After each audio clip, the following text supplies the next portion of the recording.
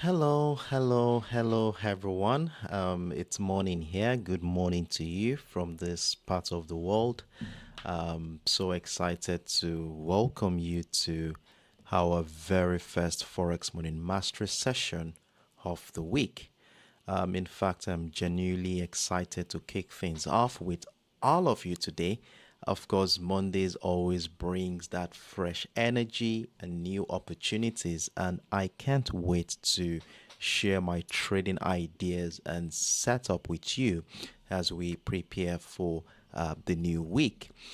Um, Last week, we were monitoring three financial instruments as always, which includes the USOILSPOT, the USDJPY, and of course, my favorite, the XAUUSD. And thank goodness we were able to recover the losses we incurred during the previous week, and we are back above the $1,000 mark, which we started the year with. And today we have I do have some interesting trading setups that I'm very excited to share with you, as I will be revisiting the USDJPY again. We have something interesting around that asset, which I will be discussing with you in a moment. Then we shall continue with the US All Spot and the XAUUSD. So, if you're a fan of any of these instruments, I do encourage you to stay tuned in, as you do not want to miss out on the ideas we will be talking about in a moment. Now, before we go in, I do want to welcome those of you who are joining us for the first time. You're highly welcome on board. Very excited to have you around with me this morning.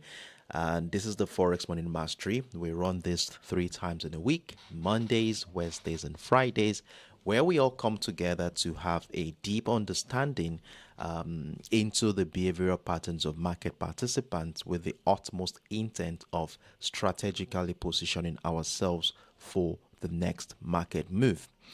Please note, this is not a signal service platform, but instead an educational avenue where we come together to become a better trader. So I highly welcome you on board once again, and do encourage you to actively engage in the comment section. And do not forget, please give that video a thumbs up. Your likes are valuable to me, and it goes a long way in supporting this channel to grow. So thank you very much, guys, as you support the project. I see you in the comment section digging all day. Good morning to you. Glad to have you around with us this morning. And I do hope we all had a wonderful weekend. Then before I go in, during the course of the weekend, I usually share my ideas for the week, but unfortunately this weekend was too hectic for me. I took my kids out for their competition, and by the time I came back, I was way too tired. And I also had other clients I'm working with, and within the space of all of this, I wasn't able to find some time to share my ideas ahead of the week. But trust me, we are going to be doing a detailed top-down analysis on all of this asset today, so we can all be on the same page and prepare ourselves ahead of this week. So with that said, here we will be diving right into the business. And as always, the first thing we normally do every morning is to keep tabs with the fundamental factors that will be influencing the sentiment in the market today, and of course for the major part of the week. And by looking at the economic calendar, we tend to pinpoint potential correlations between key economic releases and specific technical patterns on the chart, giving us that valuable information and, most importantly, timing to strategically position ourselves for the next move. So based on the asset we are looking at this week, we are going to be focusing on impactful events from both the United States and the Japanese economic docket. And for today, Monday, January 27th, we do not have any high impactful events, so I had to include the mid-tier economic features just for us to have a broader view into what majority of market participants will be looking at to guide their trading decisions today.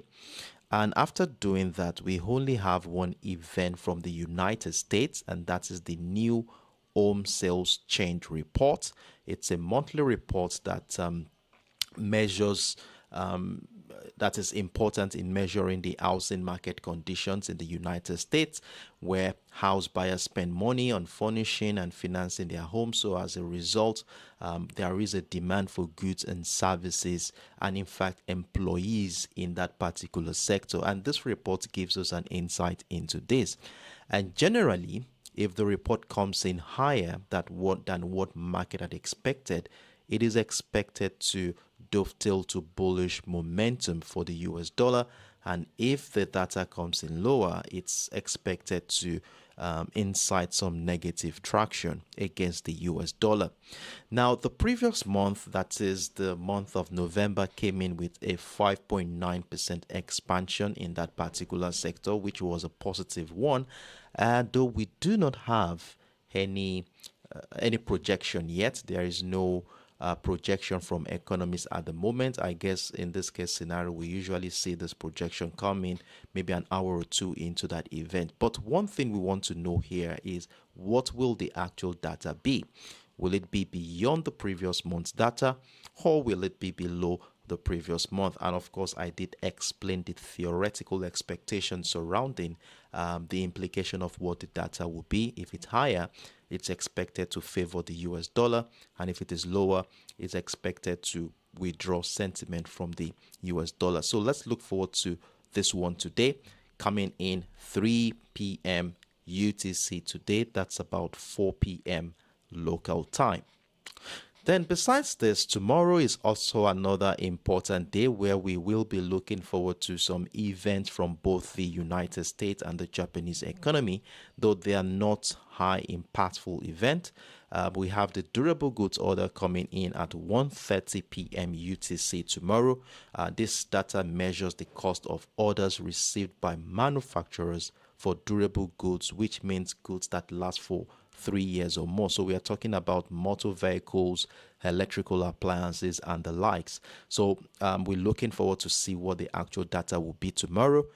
This will be giving us an insight into the how well the manufacturing sector in the United States is doing. Now, if we look at the data for last month, that is December, we saw a deficit of 1.2%. Now, the expectations for January is pegged at 0.8%. So economists are thinking that based on what is on ground right now, that there is likely going to be an expansion in that regard. So let's look forward to see what that actual data is going to be. Then we also have the housing price index from the United States as well, coming in by 2 p.m. UTC. This is data is gives us, it's an indicator as how the market is. Generally, the housing sector is considered to be a sensitive sector.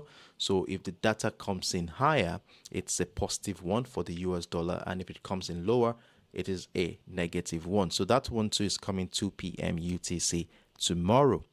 Then we also have the Bank of Japan monetary policy meeting minutes, which will be read. This is a report.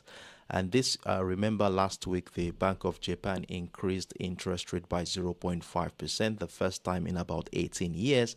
So we will be listening to the rationale behind the decision and what the future monetary policy is for the Japanese economy. So if we are going to be trading the USDJPY, we definitely want to keep an eye on what that data will be, as it will be giving us an insight into what the Bank of Japan is planning. So that is another one coming in 11:50 p.m. UTC tomorrow, Tuesday, January 28th.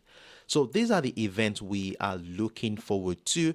Now, besides this, we're looking forward to another important event on Wednesday. That's the Federal Reserve interest rate decision, another major event for this week, which has a high tendency of influencing how market participants will behave this week.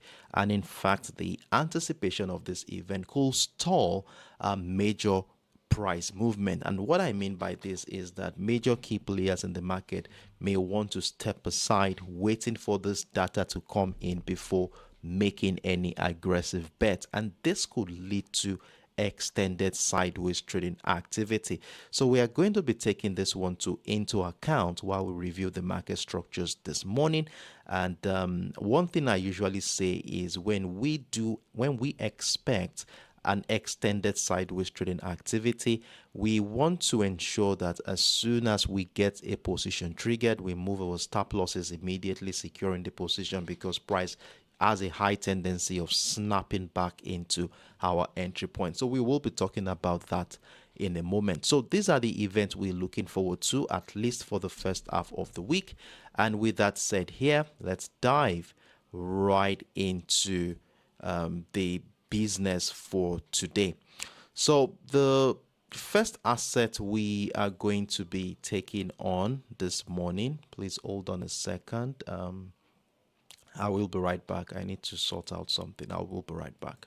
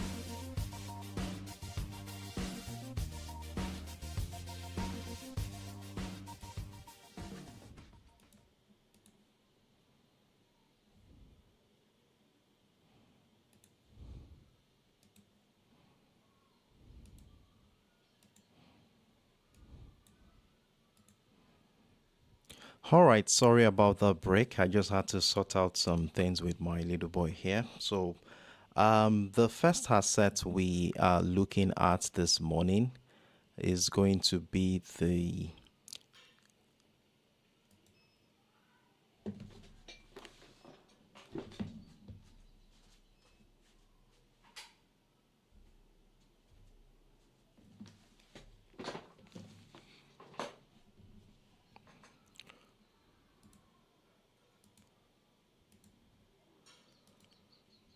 So the first asset we're looking at this morning is going to be the US All Spot. Okay. So I already have a buy position triggered actually, and I will be explaining to you in a moment why I have bought. But before we go into that technical details, it's important for us to take into account some factors. You know how we do it. We need to understand the drivers that influences this market, and of course we need to also take into account what are the things to look out for while we trade the crude oil market this week. And to top of the list is a lot of attention is going to be placed on the OPEC Plus updates, where there's going to be some official announcement from OPEC on output plans, which could increase volatility in the market.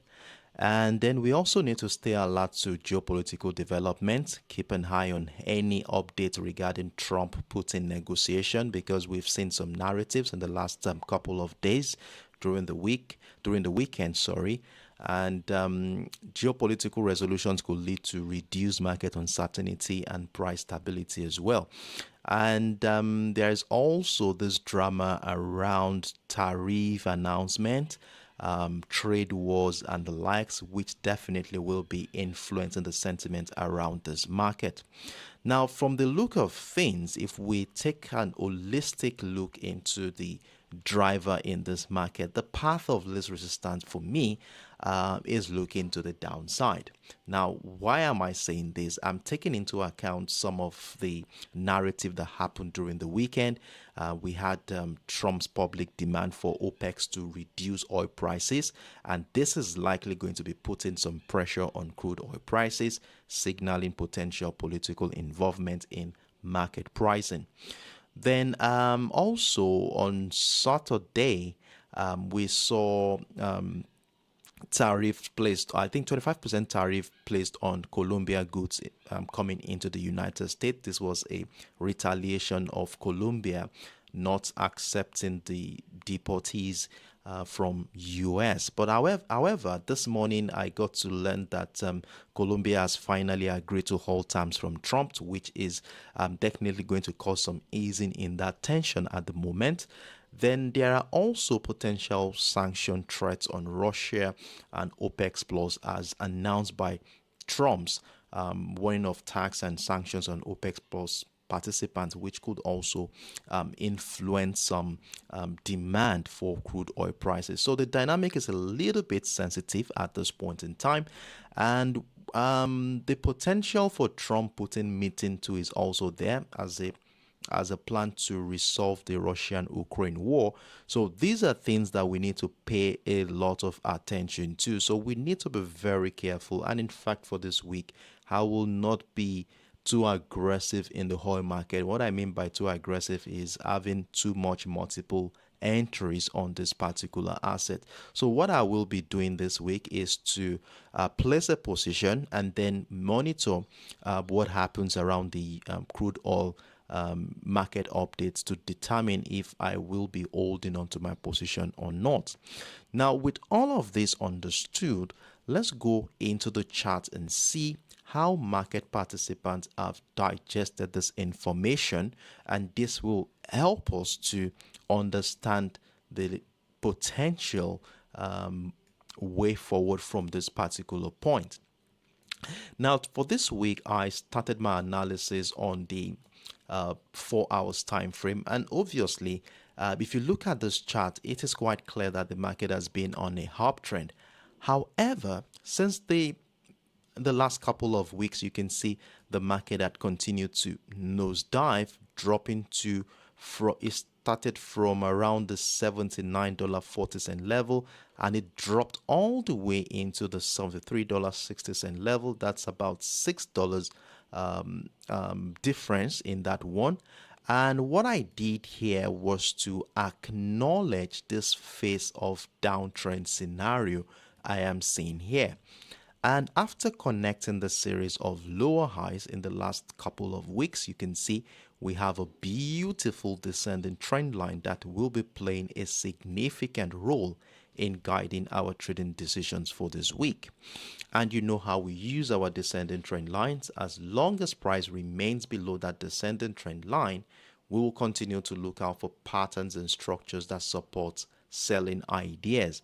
And if it so happens that price breaks out of the descending trend line, it is high time we start looking out for buying ideas, which could be as a result of a recovery from this downtrend that has taken over this market in the last couple of weeks. Now, in addition to that trend line, we need a key level that will help us navigate the structure going into the new week. And my key level for this week is around the $74 area, a level which has both served as resistance and support line in the last couple of weeks. And as you will see, that's key level at the 74 shares a beautiful confluence with that descending trend line. Now, you know how we use our key levels, of course. If price remains above it, we look out for buying ideas. If price remains below the structure, we look out for selling ideas. Now, going into the new week, what has been going on since the market opened? So we want to see how market participants are reacting to that price level around our key zone to determine whether we are going to be buying or selling, at least for the first half of the week. And for us to have a deeper understanding into this, we will need to scale down into our execution time frame, that is the 1 hour time frame, where I was able to identify a range bound structure.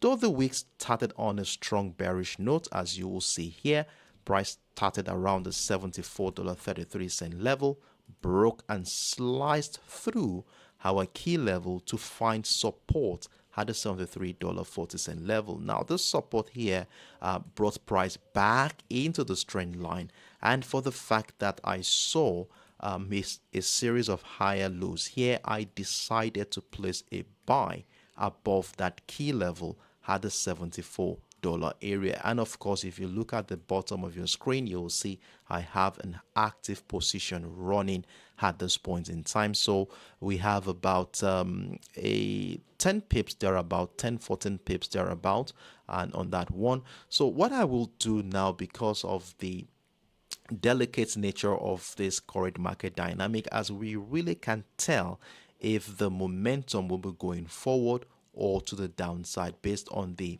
contrasting views we talked about earlier. So what I will do right now is move my stop losses to break even, so that the worst case scenario I will be here is if price takes me out, it will be a break even. So to do that, I will do this right away. I'll put that 74.12. So I'm adjusting my stop losses right now, securing this position, and there you go. So I've moved my stop losses to break even, and in fact I'm looking at adding more buy positions if price breaks out of the $74.33 level. So I will explain that to you in a moment, but let me just do that right away so that we do not miss out on that one. So placing a buy stop order at this juncture. So we have this done, and then let's go back into the chart. So let me explain to you what is going on here. So first of all, we have a structural detail around that descending trend line, as we see price action for the first 1, 2, 3, 4, 5, 6, 7, 8, 9, 10, 11, 12 hours. Price action remained confined within the $74.33 level and the $73.40 area. That's about a $1 range bound structure. And you know how we treat our range bound whenever we identify a line like this. We exercise patience and wait for price action to either break out of the resistance line to give us an opportunity to buy. And if you look closely into the structure, by the time price breaks out of that resistance line, price will also have broken out of that descending trend line we spotted on the 4 hours time frame, which could be a sign. That is, if it doesn't turn out to be a false signal, it will be a sign that the trend line may no longer have the capacity to negate the bullish attempt anymore, inciting a recovery for the US crude oil commodity. So that is what I'm looking at to buy the crude oil this morning. So let's see how this is going to play out. And of course, our stop losses for the second buy position will be way below the descending trend line and that key level at the $74 area. So let's see what will happen from this point on. Now, in as much as we looking out for buying ideas around the structure, remember, we cannot ignore the potentials that sellers could come in at any point in time. We're talking about political statements from Trump demanding that OPEC reduce oil prices, and this could put pressure on crude oil prices, remember. And this is the first trading day of the week. Market participants at the moment will be digesting the implication of this narrative to decide whether to maintain this bullish traction or inside selling ideas. And don't forget that we're looking forward to the Fed interest rate decision coming in on Wednesday. And considering the fact that the US crude oil is a US dollar denominated asset, whatever happens to the dollar will have a significant influence on this asset. So we are not going to ignore the potentials that sellers could also come in. So that is why this buy position we have right now, please let's ensure that as soon as price moves significantly in our direction, let's move our stop losses accordingly, secure this position. We never can tell sellers could come in. And remember, we are still within a 3-week downtrend scenario. Now, if I am going to be selling the US crude oil today, I would rather want to see price action break down the support line at the $73.40 level, taking out that buy positions there to incite a sell-off. Now, to give you a visual narrative here, I'm looking forward to something like this to join a decline. However, there is a possibility that we could sell even before the breakdown of the support line happen. Now, let me tell you how that is going to happen. Now, if we are going to sell before that breakdown, I would like to see price dropping below this key level at the $74 area, dropping below the descending trend line. Then if I see selling pressure persist around this area on my lower time frame, then I will join a bearish move, maximizing the potential of that bearish momentum by adding another one at the breakdown of the support line. So it's a simple trading setup we have here. Let's see how the market will play out in the next 1 day or so. And I will obviously be updating us on both my TradingView and Telegram platform. So this is my simple view on the US crude oil market. Let's see how things plays out. And if you have any questions whatsoever, feel free to let me know in the comment section. So I will take the next 10-15 seconds off. Let's see if there are any questions before we move on to the